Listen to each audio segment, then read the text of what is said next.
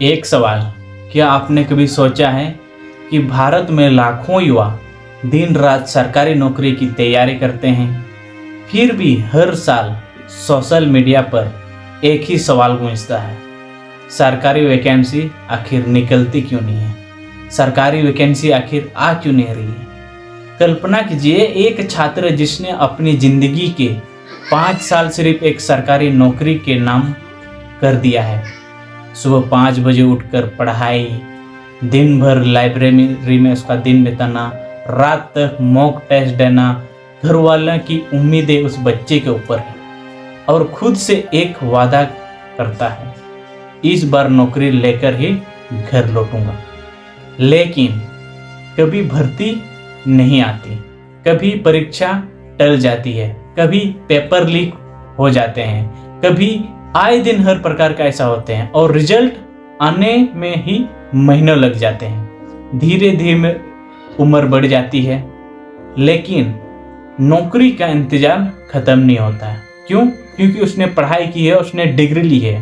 तो क्या सचमुच भारत में सरकारी नौकरियां खत्म हो रही है, या फिर इस कहानी का सच कुछ और ही है जो आपसे छिपाया जा रहा है?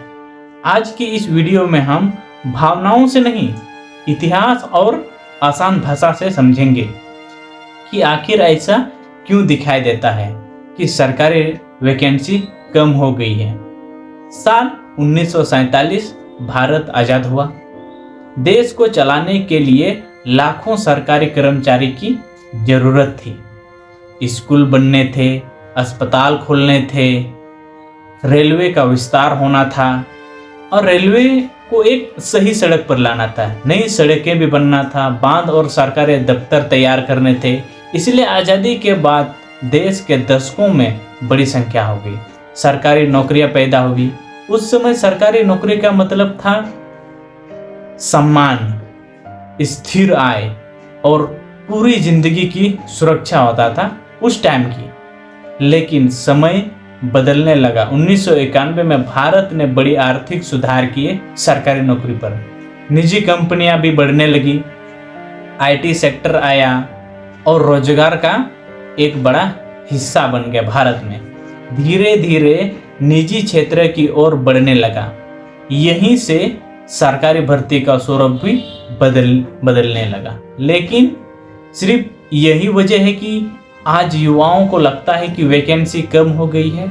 नहीं, या इसके पीछे कोई और बड़ी सच्चाई छिपी है जो आपको बिल्कुल भी पता नहीं है।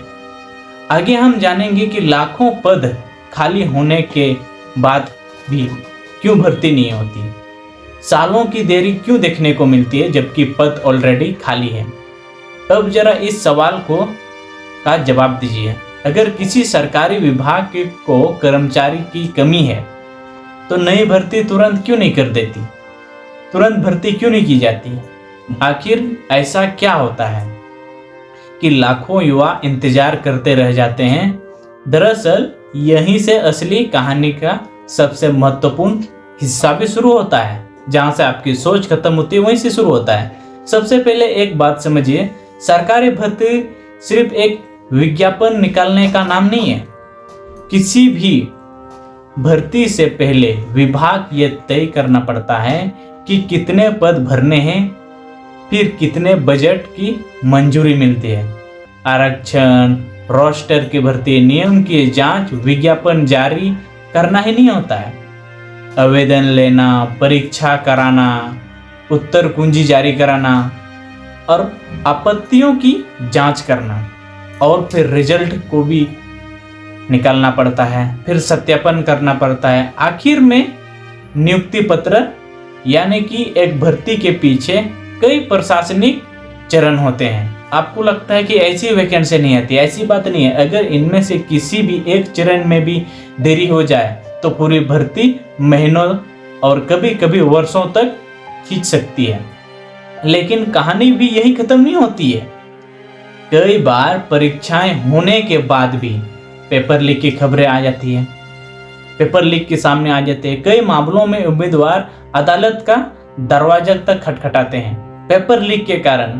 कभी पत्रता पर विवाद तो कभी चयन प्रक्रिया पर ही सवाल उठते हैं। ऐसे स्थिति में भर्ती प्रक्रिया रुक सकती है या दोबारा करानी पड़ती है, तो फिर और टाइम लग जाएगा अगर दोबारा आवेदन कराना। इससे सबसे बड़ा नुकसान किसे होता है? उस युवा को, या जो हर सुबह एक नए सपने के साथ पढ़ाई करता है।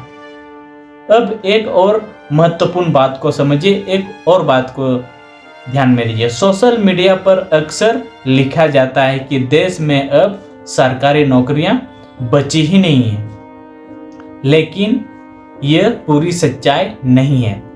हर साल केंद्र सरकार या राज्य सरकारें रेलवे, बैंक, रक्षा सेवाएं, शिक्षा, अन्य विभागों में भर्ती निकालती है।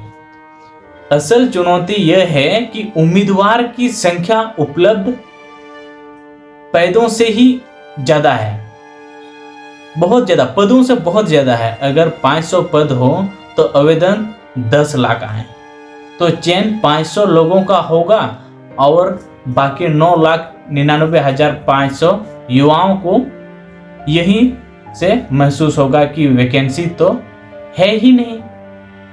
यही पैदा होती है निराशा और हताशा।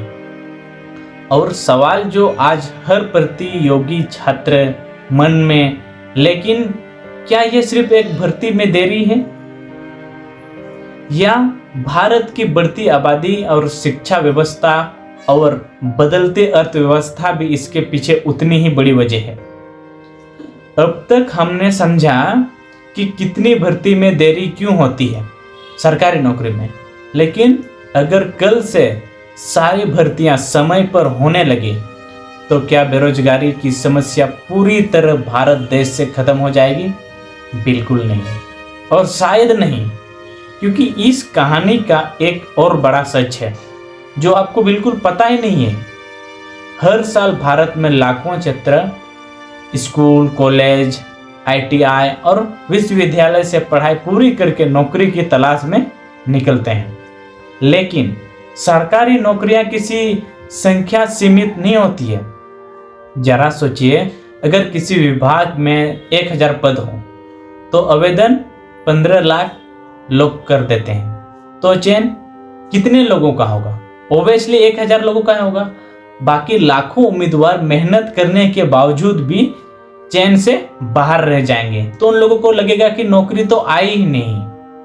आज सरकारी नौकरी पहले से कहीं ज्यादा कठिन प्रतियोगिता बन चुका है। हालांकि पहले बहुत आसानी तरीके से हो जाता था, लेकिन एक और सवाल है, क्या डिग्री मिलने से नौकरी मिल जाती है? बिल्कुल नहीं। आज दुनिया बहुत तेजी से बदल रही है, बहुत तेजी से आगे बढ़ रही है। आर्टिफिशियल इंटेलिजेंस आ चुकी है, ऑटोमेशन आ चुका है, डिजिटल टेक्नोलॉजी आ चुकी है, इसीलिए बहुत टफ एग्जाम होते हैं और नई नई इंडस्ट्री काम करने का तरीका बदल रहा है। हालांकि ये सब पहले नहीं होता था, लेकिन आज की कई कंपनियां सिर्फ डिग्री नहीं बल्कि स्किल भी देखती है। क्या आपको कंप्यूटर से अच्छी जानकारी है? क्या आप नई तकनीक सीख सकते हैं? किसी को नई तकनीक सिखा सकते हैं? क्या आप किसी समस्या का समाधान निकाल सकते हैं? किसी कंप्यूटर का हो, कोई वायरस हो, किसी भी चीज का। यही वजह है कि कई उद्योग कहते हैं उन्हें सही कौशल वाले उम्मीदवार ढूंढने में कठिनाई होती है, और दूसरी ओर कई युवा कहते हैं उन्हें नौकरी नहीं मिल रही है। भाई, आपको नौकरी कैसे मिलेगी? यानी समस्या सिर्फ नौकरी नहीं है, बल्कि नौकरी और कौशल के बीच बढ़ते अंतर का है। और शायद इसी कारण से आज की युवा सिर्फ एक परीक्षा की तैयारी करके नहीं, बल्कि लगातार नई स्किल सीखकर ही भविष्य में आगे बढ़ सकते हैं या भविष्य में चुनौतियों का सामना कर सकता है। लेकिन अब सबसे बड़ा सवाल ये है कि आखिर इसका समाधान क्या है? इससे कैसे बचें? क्या सरकार सब कुछ बदल सकती है? नहीं। या युवा शिक्षा व्यवस्था और उद्योग को भी अपनी भूमिका निभानी होगी? ऐसा भी हो सकता है। आखिर भाग में हम इसी सवाल का जवाब ढूंढेंगे कि भारत के रोजगार का भविष्य किस दिशा में जा सकता है।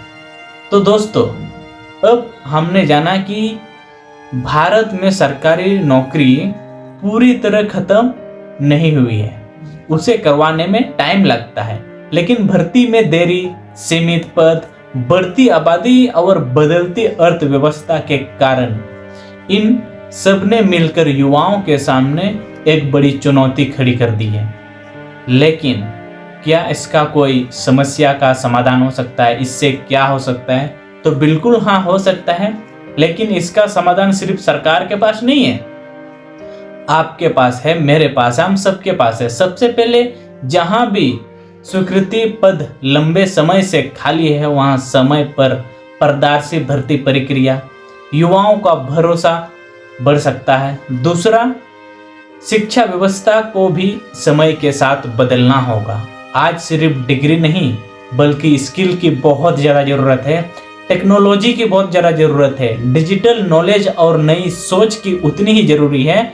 और अब बात युवाओं की है। अगर आपका सपना सरकारी नौकरी है तो पूरी मेहनत से तैयारी कीजिए, लेकिन अपनी पूरी जिंदगी सिर्फ एक परीक्षा पर मत टिका दीजिए, क्योंकि आपको पढ़ाई के साथ साथ स्किल सीखना बहुत जरूरी है। अपने साथ एक नई स्किल भी सीखिए, कंप्यूटर सीखिए, अंग्रेजी या कोई भी दूसरा भाषा सीखिए, नई तकनीकों को समझिए, ताकि अगर एक रास्ता बंद हो जाए तो आपके लिए दूसरा रास्ता ऑलरेडी खुला है, तो आपके पास दूसरा रास्ता भी हो सकता है। याद रखिए, सरकारी नौकरी एक बेहतरीन विकल्प हो सकता है, लेकिन सफलता का एक मास्टर रास्ता नहीं। भारत के दुनिया सबसे युवा देशों में से एक है। अगर इस युवा शक्ति को अच्छी शिक्षा, सही कौशल, समय पर अवसर और पारदर्शी भर्ती प्रक्रिया मिले, तो यही युवा आने वाले वर्षों में भारत की सबसे बड़ी ताकत बन सकता है। आपको यह बात सोचकर चलना होगा। लेकिन अगर तैयारी और अवसर के बीच दूरी बढ़ती रही तो चुनौती भी बढ़ जाएगी। इसीलिए यह बहस सिर्फ नौकरी नहीं है, यह भारत के भविष्य की बहस है। अब मैं आपसे एक सवाल पूछना चाहता हूं, मैं आपसे जानना चाहता हूं, आपकी नज़र में भारत में रोजगार की सबसे बड़ी चुनौती क्या है? भर्ती में देरी, सीमित सरकारी पद, या स्किल की कमी, या कुछ और? आपको क्या लगता है? नीचे हमें कमेंट में लिखकर जरूर बताइएगा। अगर यह वीडियो आपको अच्छा लगता है या फिर जानकारी पूर्वक लगता है तो इस वीडियो को लाइक कर दें। चैनल पर अगर न्यू आए हैं तो चैनल को सब्सक्राइब कर दें। उन दोस्तों के साथ शेयर कर दीजिए जिसकी प्रतियोगी परीक्षा की तैयारी कर रहे हैं। और हमारे चैनल इस बुरसा मुंडा बैग को सब्सक्राइब करना मत भूलिएगा, क्योंकि आगे आने वाले हम आपको इसी प्रकार की वीडियो देंगे। क्योंकि हम सिर्फ खबरें नहीं देते, खबरें नहीं बताते, हम हर बड़े मुद्दे के पीछे छिपी पूरी कहानी और आसान भाषा में आपके सामने रखते हैं। क्योंकि हम आपको सिखाना ही हमारा काम है, आपको बताना ही मेरा काम है। मिलता हूं आपसे अगली वीडियो में, तब तक के लिए सवाल पूछते रहिए और सीखते रहिए और जरूर पैदा करते रहिए अपने दिल में, अपने मन में। तब मिलते हैं नेक्स्ट वीडियो में, तब तक के लिए सभी को जय हिंद।